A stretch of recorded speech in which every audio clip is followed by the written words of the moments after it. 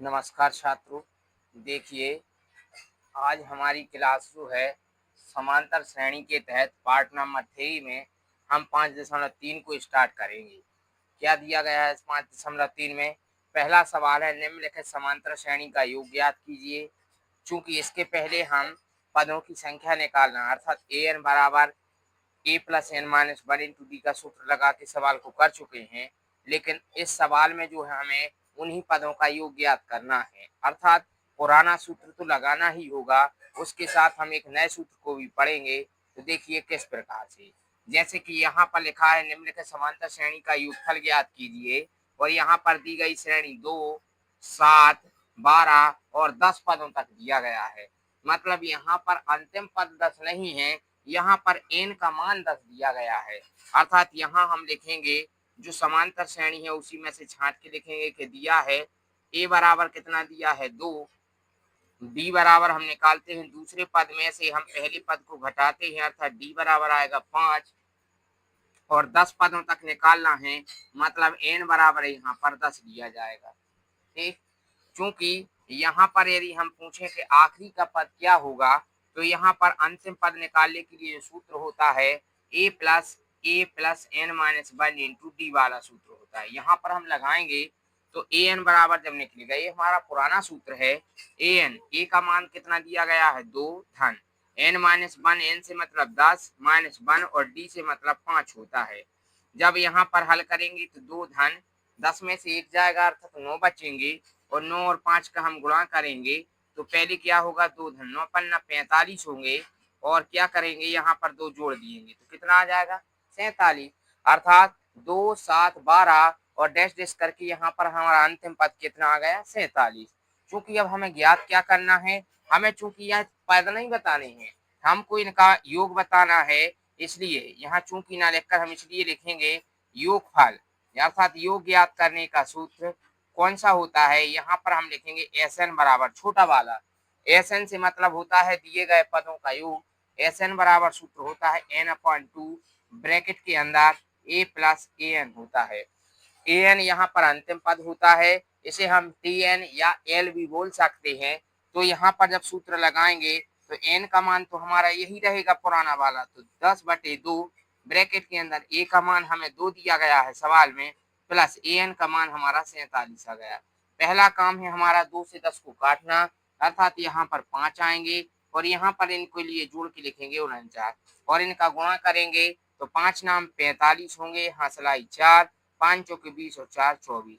ये हमारा आंसर आ गया। ठीक, हम लिख सकते हैं 2, 7, 12 डैश डैश डैश 10 पद तक इस समांतर श्रेणी का योग 245 होगा। ठीक है, देखिए हमने क्या किया है, दी गई समांतर श्रेणी से हमने ए का मान पहला पद, डी का मान a2 माइनस a1 करके हम डी निकाल लिया।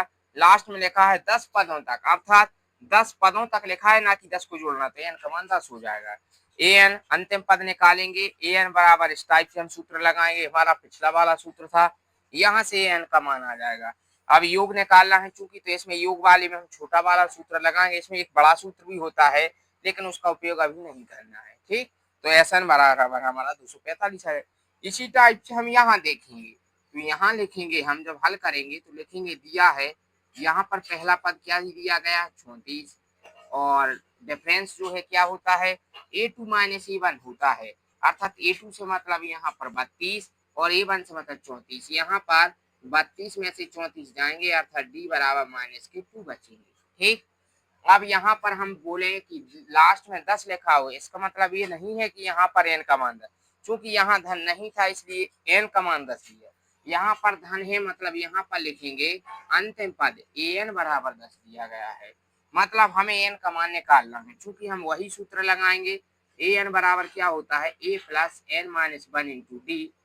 ए एन का मान दिया गया तो यहाँ 10 लिखेंगे, ए का मान दिया गया है तो यहाँ 34 लिखेंगे, धन एन का मान निकालना है मतलब N minus one into D का मान हमें -2 दिया गया है तो यहाँ लिख देंगे। जब इसको सॉल्व करेंगे तो 10 बराबर 34 प्लस माइनस के 2 का यहाँ पर गुणा हुआ तो माइनस के 2n और माइनस माइनस प्लस के 2 हो जाएंगे। यहाँ पर 10 बराबर में 36, ये 34 और यहाँ पर कितने हो गए 34 और 2 जोड़ के 36 हो जाएंगे, माइनस के 2n लिखेंगे। क्योंकि जब यह इस साइड जाएंगे तो क्या बचेगा, इस साइड जाने पर ये हमारे माइनस के हो जाएंगे। तो 10 माइनस के 36 बराबर में यहाँ पर माइनस के 2 है। 36 में से 10 चले जाएंगे तो यहाँ पर माइनस के 26 बचेंगे और यहाँ पर माइनस के 2n है। चूंकि हमें n का मान निकालना है तो माइनस 26 के बटे में हम माइनस के 2 ले जाएंगे तो 2 से माइनस कट जाएगा और 2 बन जा 2 और 2 13 जा अर्थात n इक्वल टू 13 आ जाएगा। जो हमारा n का मान होगा या हम बोलेंगे 34 32 प्लस 30 डैश डैश डैश यहाँ पर 10 तक संख्याएं जोड़ेंगे तो यह टोटल हमारी 10 संख्याएं आएंगी। यहाँ पर चूंकि हमें क्या निकालना था, योगफल ज्ञात कीजिए, तो योगफल ज्ञात करने की अब हमारा n आ गया। अब हमारा काम क्या है, Sn का सूत्र लगाना। Sn बराबर क्या होता है, n/2 ब्रैकेट के अंदर a प्लस an। यहाँ पर जब हम सूत्र लगाएंगे तो Sn बराबर n का मान 13 आ गया तो यहाँ पर लिख सकते हैं हम S13 और यहाँ पर भी हम जहाँ Sn दिया गया था यहाँ पर हम S10 लिख सकते हैं। ठीक है, हमारा S10 का मान होगा। यहाँ लिखेंगे तो S13 बराबर n का मान 13/2 ब्रैकेट के अंदर a का मान 34 धन an का मान यहाँ पर 10 दिया गया है। जब यहाँ पर हल करेंगे तो S13 बराबर 13/2 तो ये नहीं कटेंगे, गुणे इनको जोड़ देंगे। 34 और 10 कितने हो जाएंगे, 44। 44 क्या 2 से कट जाएंगे, हाँ कट जाएंगे। 2 1 हम 2 2 दूनी 4 2 दूनी 4 मतलब S13 बराबर कितना आ जाएगा, 13 दूनी 26 हंसलाई 2 13 दूनी 26 और 2 28। आंसर कितना आ जाएगा 286। देखिए जिस टाइप से हमने इसको किया है उसी टाइप से हमने इसको किया है। आज की क्लास जो है हमारी यहीं पर समाप्त होती है। अब इसके बाद जो हम कल सवाल सीखेंगे तो इसमें हम तीसरे में जो IMP सवाल दिए गए हैं उनको पढ़ेंगे। ठीक, धन्यवाद।